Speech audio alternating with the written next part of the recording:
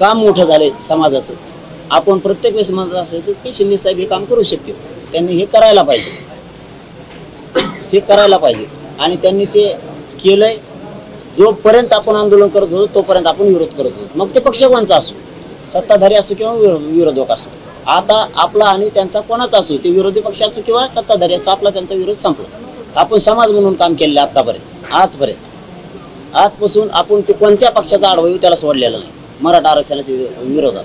आता आपलं काम हे होतं म्हणून आपण विरोध करत होतो. मराठा समाजाच्या पोरांचं कल्याण होतंय हे आपला लढा होता खरा, तो आपण यशस्वी केला. आजपासून आपला त्यांचा विषय विरोधाचा संपलेला आहे. समाज म्हणून तुमचं ते वैयक्तिक काय असेल ते त्याच्याशी मला देणं घेणं नाही, पण समाज म्हणून आपला विषय संपलेला. तर कुणीतरी जबाबदार असावं.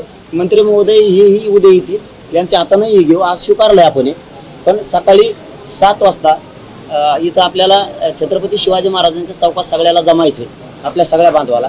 त्यांच्या हाताने तिथं आपण पत्र घेणार आहे. तो उपोषण सोडायचं ठीक आहे, परंतु खरं हे ते पत्र हे दोघं येतं. आणखी त्यांचे काही मंत्री महोदय येणार असतील तर आपली काय हरकत नाही, पण मुख्यमंत्री साहेबांच्या हाताने हे उद्या त्याला आपल्याला सकाळी हे पत्र स्वीकारायचे. कारण जबाबदारी त्यांनी दिले, जबाबदारी त्यांची पण आहे आणि समाजालाही माहीत होणं गरजेचं आहे की आपलं काम झालं, आता आपलं शत्रू संपलं. मी तुमच्या जोरावरती बोलवतोय, कारण विरोधाचा भाग नाही. जसे मला तुम्ही शब्द देता तसा मी वागतो. तुम्हाला मायबाप मानलेले समाजाला मी मुलगा म्हणून काम करतो. मला शब्द देतात त्यावेळेस मी मंत्र्यांना बोलवत असतो. तुम्ही नाही म्हणले तर मी बोलवत नसतो. त्याच्यामुळं खाली आता सगळ्या पोरांना जाऊन विचारले, त्यांनाही सगळं सांगितले. निर्णय हा वर सांगू का असं विचारून आले. त्यांना सगळे पत्र सुद्धा दाखवले. समाज म्हणून इथे येते सध्या समाजाची, त्यांना सगळे दाखवले. त्यानंतर ते म्हणले हो. म्हणलं मुख्यमंत्र्यांना बोलवायचं आहे का? तुम्ही बोलवा म्हणत असले तर बोलवतो, कुणाला आरडाओरडा करून चालणार नाही. कारण माझी किंमत कमी ही करायची नाही तर बोलू नका म्हणून मी बोलवत नाही. सगळ्यांनी होकार दिलेला आहे. तुमचा होकार आहे का?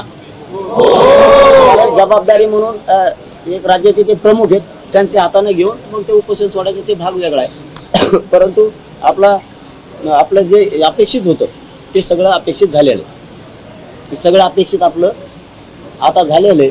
त्याच्यामुळे आपण आता उद्याच्याला सकाळी ज्यांनी ज्यांनी खोट्या मारल्या होत्या त्या खोट्या फिट्या सगळ्या उपटून तापटून उद्या त्याला गुलाल टाकून आपण आपल्या गावाकडे गुलाल उधळायला मुंबईत जाणार.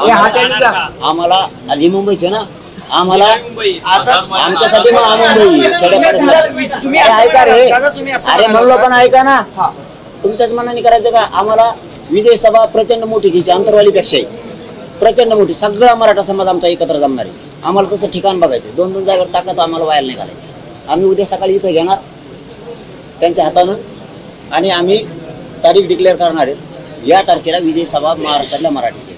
मराठा समाजाला 100% मोफत शिक्षण द्या अशी मागणी मनोज जरांगे पाटील यांनी केली होती. मराठा आंदोलक मनोज जरांगे पाटील यांनी एक महत्त्वपूर्ण मागणी सध्या केली होती, ती म्हणजे शिक्षणासाठी. शिक्षणामध्ये सर्वाधिक खर्च होत आहे, शिक्षण अत्यंत महाग झालंय. मराठा समाजाला 100% मोफत शिक्षण देण्याची त्यांनी मागणी केली होती. पण आता खासगी क्षेत्रात पण ही मागणी लागू होईल का?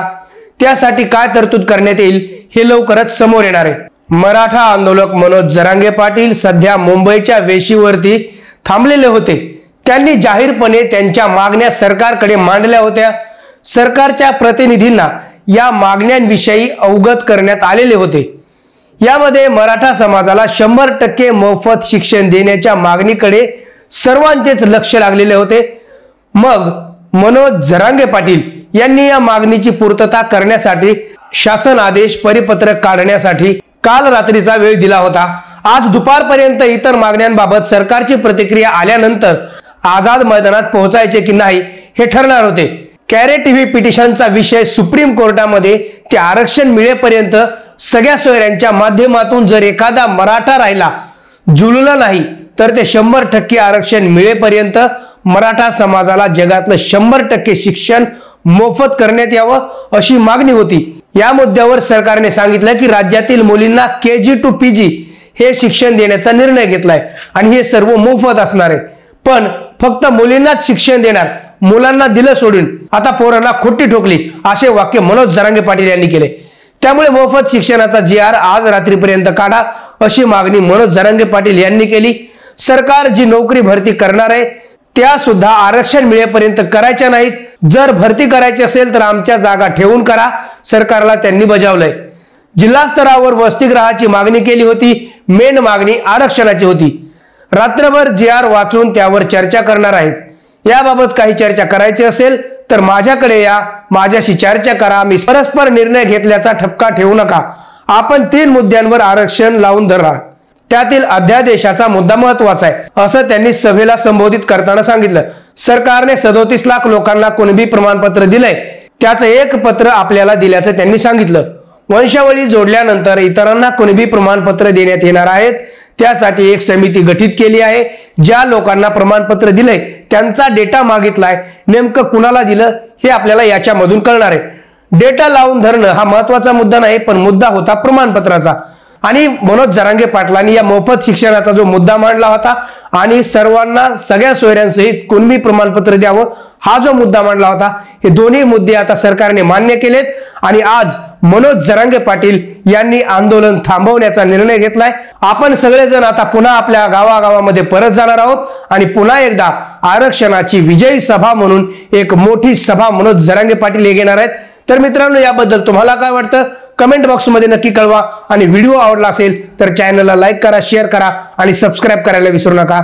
धन्यवाद.